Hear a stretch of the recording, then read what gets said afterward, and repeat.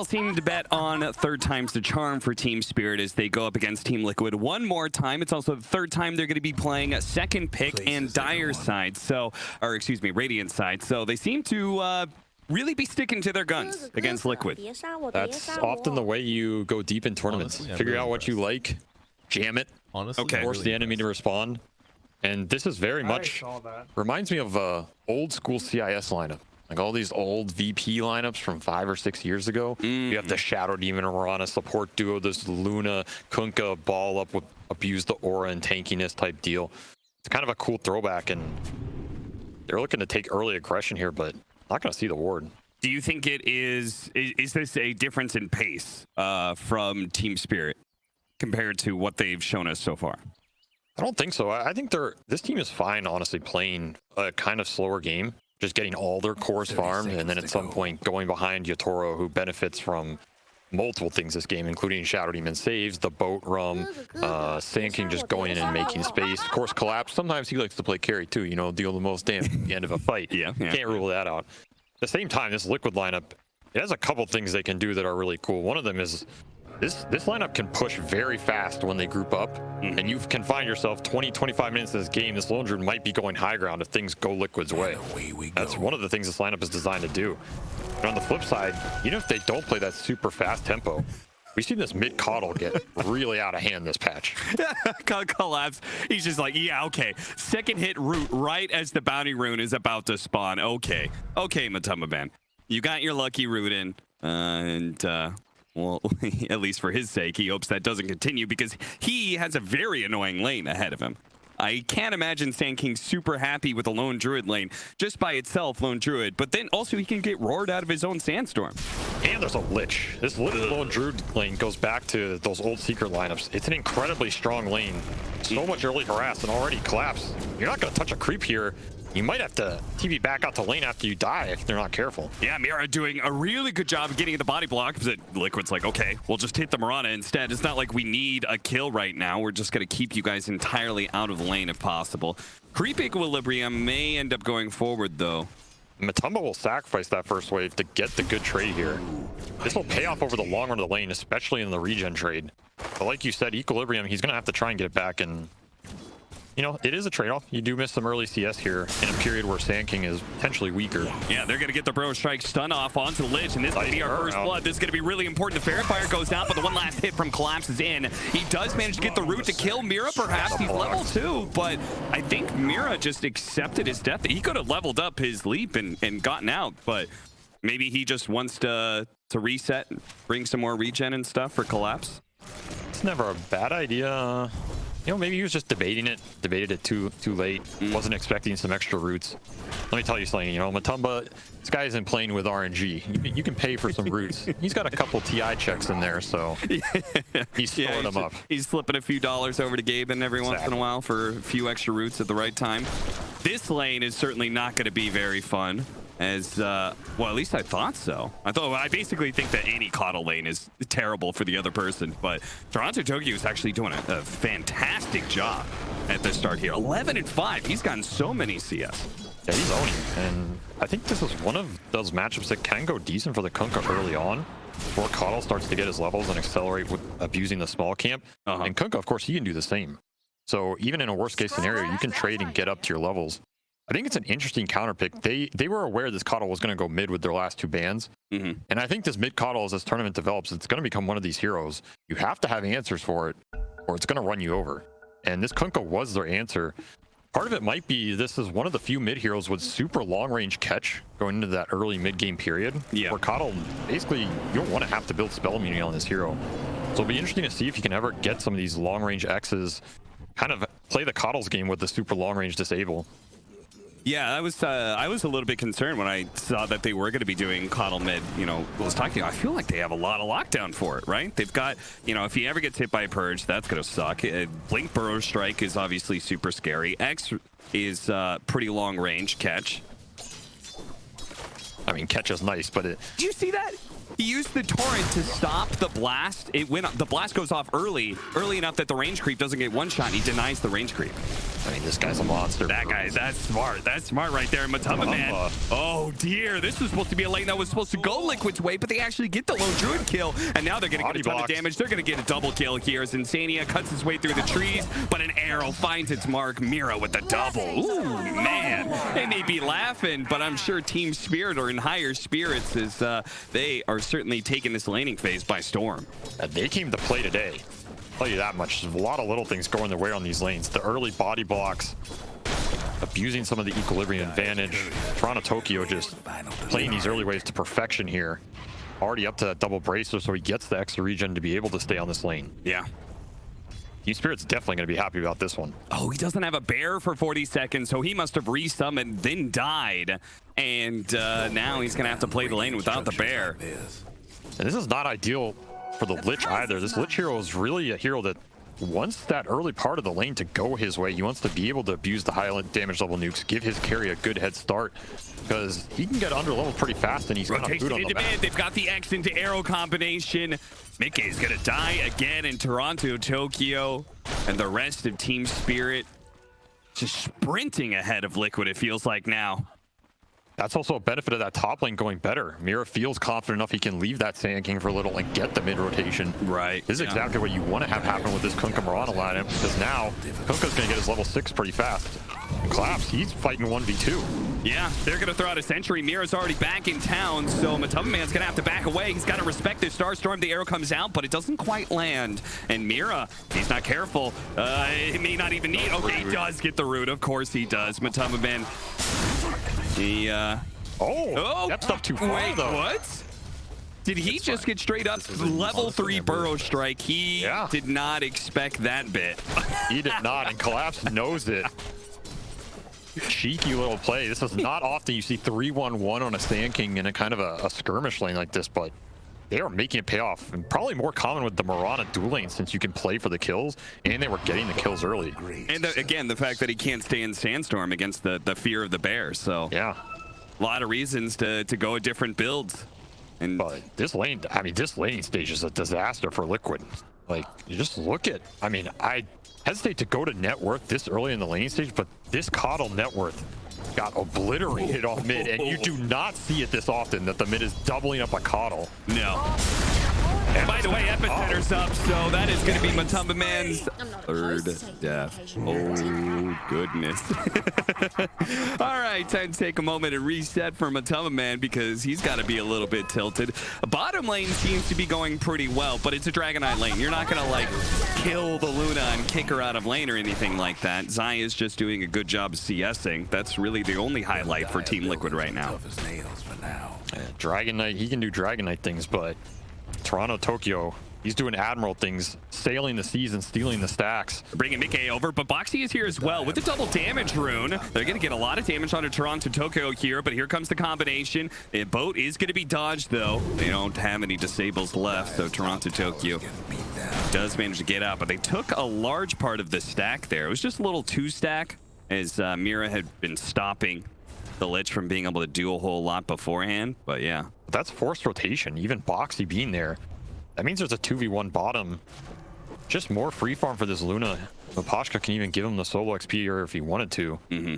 Or just do pulls. Shadow Demon, he's one of these heroes who he benefits a lot from the levels. If his carry's not getting pressured, he doesn't have to buy as much regen.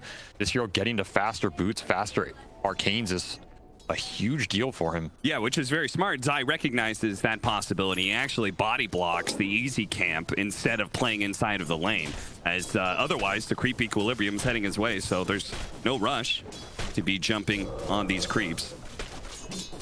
I'm sure Boxy doesn't really want to be mid at this point in the game, because Coddle, he's not really a play creator for your supports. And nope, they're going to catch him again. Tumbler's toy, the little push forward, gets the axe, the torrent, and the arrow does land. Mira commit, so much burst. And so much burst. Just gets 100-0'd off of a simple X marks the spot. The supports from Liquid, there's no save there.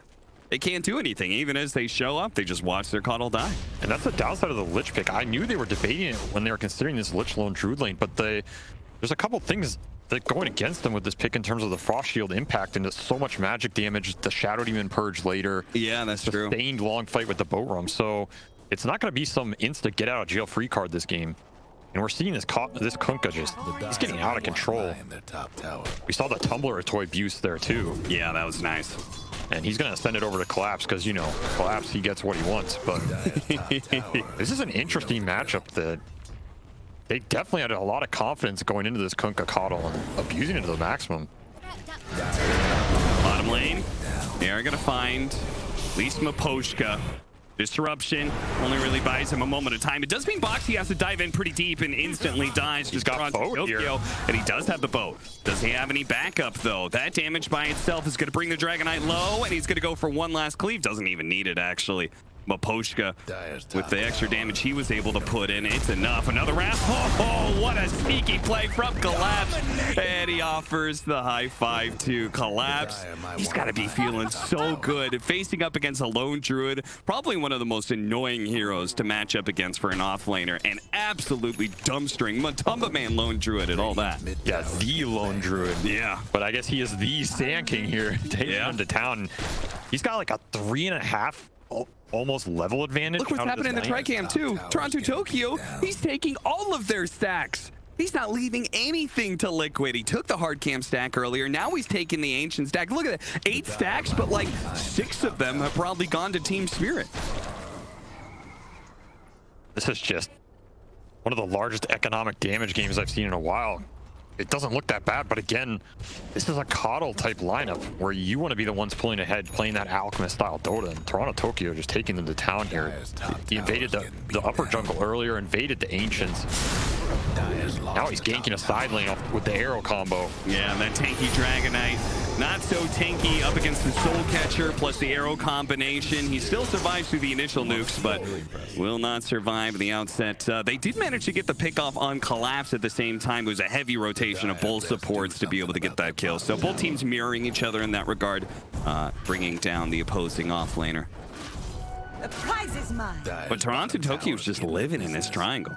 Radiant's top tower. Why not? Who is going to kill him at this point in the game? Yeah, he's got 2,000 health combined with the boat buff. Looking for Yatoro top. Oh yeah, he's gonna come back with his Mask of Madness to farm this hard camp. Oh, good scan time. I don't know who called that one out, whether it was Yatoro himself or somebody else gave him the heads up, but that was definitely Yatoro. This man has a 6th game sense. Oh, tried to hit the bushwhack. Oh, Collapse instantly responds with a 2-man burrow, and both of these supports are gonna die for this one, unless the Hoodwink can somehow get out. Lich is obviously dead, but with that ultimate bouncing him over that little cliff area, nah, Collapse, even blind, he is right on point. Okay, maybe I spoke a little too soon. He goes the wrong direction. But he gets it. He actually manages to aggro with the Acorn shot, and the Ancients take him out instead of Collapse. Well played. Collapse working blinded himself.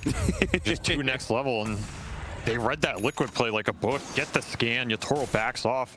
Collapse goes mid for the counter initiation. Now they can make an aggressive play of their own. Look how fast they're moving. The Lich just TP bottom to make a move onto the Shadow Demon, but they may get this kill, but there's going to be a full response. Oh, disruption timing right before the Chain Frost hits him. He's still alive, and now reinforcements are on their way for Team Spirit. This could be a disaster for Liquid, but they do have Mickey with the Coddle showing up, helps out. Get some damage in, but Collapse shows up just in time, catching Mickey. They only need a bit more damage, and Mira should be able to deliver with the Star Storm, finish them up. Maposhka finally dies. But he got 5 for stacks.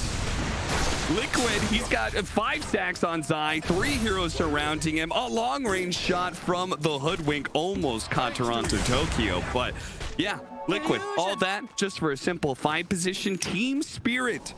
They have woken up. They're like, wait a minute, we're the goddamn champions. What are we doing in a tiebreaker against these scrubs? Dire's top tower. That's definitely what it looks like. Where is this team in the groups? They have come to play 100%. Just so strong. This is not a 3-on-4 that Liquid were wanting to take, but the beautiful smoke flank. They find Coddle on the backline. This is a hero every time you can get on him and get the catch. You're going to feel super good about it. Yeah. Zai's doing as much as he can in this fight, but feels like he's just on his own to a degree. Yeah, it really does feel like that. And Liquid, first thing I look over, Instania is stacking, and I'm just like, do you really want to do that? Stacking for who? Another question. Yeah, you're just trying to speed up the game for Spirit, because at this point, they're just going to keep picking you off and then invading your jungle over and over again as they find Boxy in the bottom lane pretty easily. Now this map is becoming a problem. 7K net worth advantage at 13 minutes. This is in kind of dire territory. Versus a team like Spirit, they're not going to give you the room to come back once they get that next set of items. This is getting into desperation mode for Liquid a little bit. Yeah. You're going to have to make something happen off the back of... I mean, what? Matumba went Midas to try and catch up. Zai still 600 plus off his blink. Ike, he's got the net worth, but this Coddle hero is a timing hero, and yeah, he's going Vessel. He's going to have it at almost the same time as Mirror this game. More stacks. He really did. Instania really did stack that just for Toronto Tokyo to end up taking it. This feels like this man's lived on Liquid side of the map this game to some degree. Yeah. He's even stacking it for himself. Like, he's like, I'll stack the Ancients for you guys. Oh, wait, that's me. Monster difference. I mean, Coddle is just supposed to get so much out of the neutrals, and you see Toronto Tokyo is actually keeping pace with that stat breakdown we just had. And the funny thing is, they're just going for kills. We haven't actually seen the pressure on towers just yet, but it's going to be coming soon as they're going to start making their look towards this mid lane tower. Liquid is here to respond, but they don't have a save to be able to bail out this Dragonite, so they can't really do anything. It's a free pickoff, and the rest of the team just kind of watches idly by. And that is kind of the name of the game at this point. This collapsed Sand King is going to run around with his supports. Anything he stuns or anything Toronto X's, there's going to be follow-up, and there's no counter initiation or saves on Liquid side. That's why their map is just going to collapse real fast here. Hey, fortunately, a decent read by Liquid. Still going to get Boxy caught here. He actually did activate his ultimate beforehand, so he'll be able to get a short hopper. But unfortunately, Scurry is not up. So he gets into the tree. He's going to go for TP out now, but the disruption, they have the vision, constant shadow poisons. He is very dead. It feels like this is, at this point, now you're just going to be giving away hero kills around the map. And everybody else, they're not even going to think about responding and try and get kills themselves. They're just running around, everybody just trying to find farm where they can, and Team Spirit's just going to be constantly on the hunt. This is a split push game, or maybe you find someone alone, but Toronto Tokyo, he's alone, but I don't know if he's able to even die at this point in the game versus 5 heroes, it feels like. Yeah, he went to farm the Wolf camp, finds a 4th neutral creep in that camp. The Undead Lich. 10,000 net worth lead down for Team Spirit. Liquid. It's Fire's top tower. I don't know. I feel like all of these kills are a little useless in a way. Just because it seems like all of Liquid can't really do anything. They're going to start making a move towards bottom. They have the scan here, but as you said, who's killing Toronto Tokyo? It's got to be KB. You can't stop him. Once again, the triangle invasion, double D-ward for Mira as well. Another benefit of just being up this early. Yeah, look at this deep reward they have as well. That's going to be able to spot out Matumba Man. Oh, how dare you farm an ancient camp? Do you not know those are there? That's Toronto Tokyo space right there. And meanwhile, they're 2-manning Roche with a DD rune and the illusions to tank it. Max efficiency coming out from Spirit here.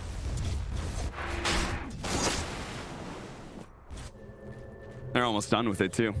I was thinking halfway through a game where Liquid won high ground early, but yeah, we might be seeing Spirit high ground in the next 5 or 6 minutes here. Yeah, seriously. I mean, that says a lot about the lack of ability for Liquid to be able to come back, right? Is that their lineup needed to be ahead in many ways, right? Coddle, Dragonite, I would say in some degrees Lone Druid, these are heroes that need to operate from a net worth lead. I tend to agree. They wanted to be the aggressors because the problem is Zai's blink. He's finally going to pick it up here, but it's just so delayed, and his hero was kind of the big stun initiator for his 2 supports to be able to follow up on. Yeah, 4 minutes slower than the average, and he was actually doing well in lane. Yeah, his was the best lane. Yeah. So their tempo's just been destroyed here, and now it's a question of, all right, you can take the fight off this DK blink, you can throw out that Chain Frost, throw out the Hoodwink ult, But you're gonna have to take it into an Aegis already on this Luna. Radiant's bottom. This Kunkka with 2400 HP and a BKB. Have fun trying to bluff I love that. how Team Spirit always have the Sand King Mirana on one side of the map and the BKB unkillable Kunkka on the other side. So they have catch on both sides, and they can go ahead and put the, like, in a way, smaller threat. Dude, Mirror doesn't even let them have a tier 1 tower.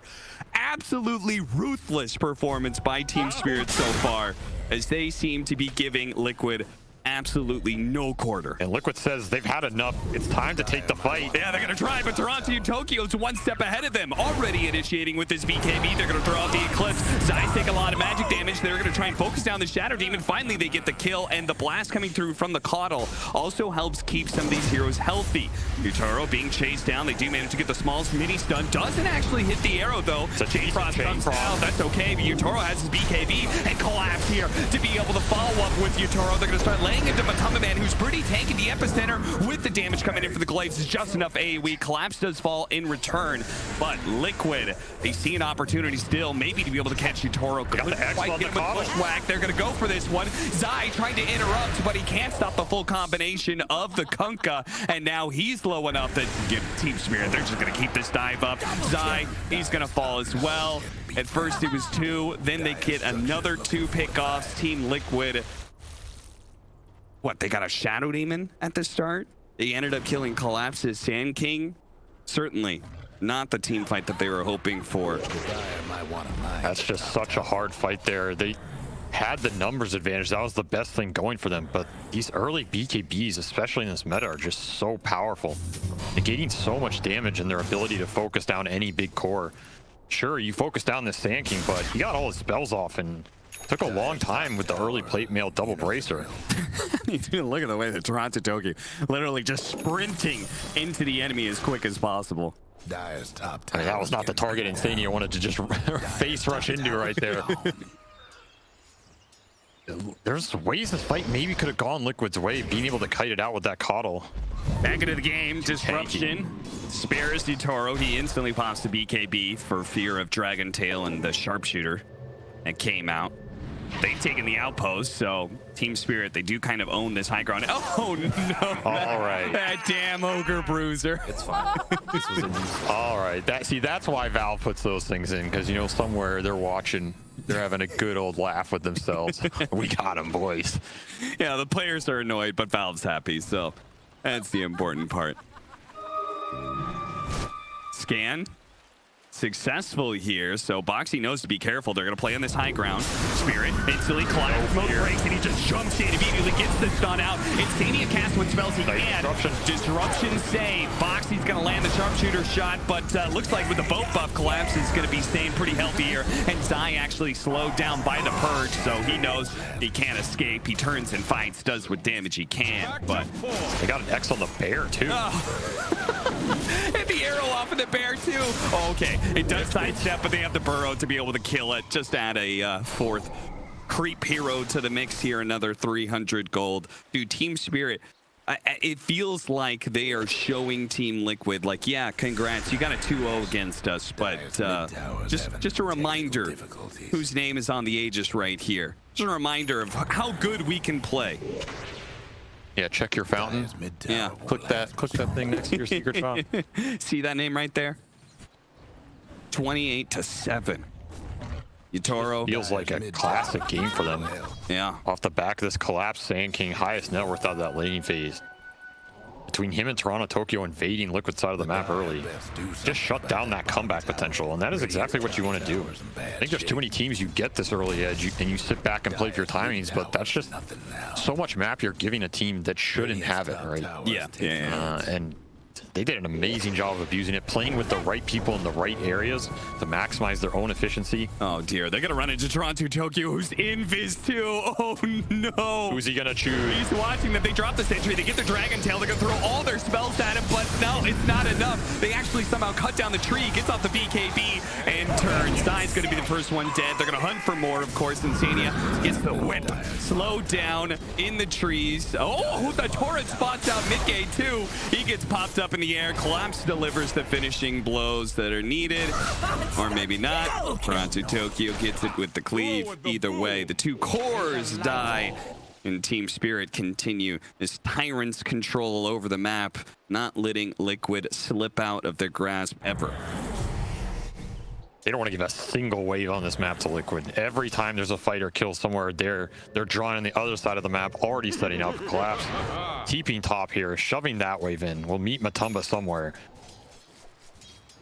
This early AC on Toronto Tokyo 2.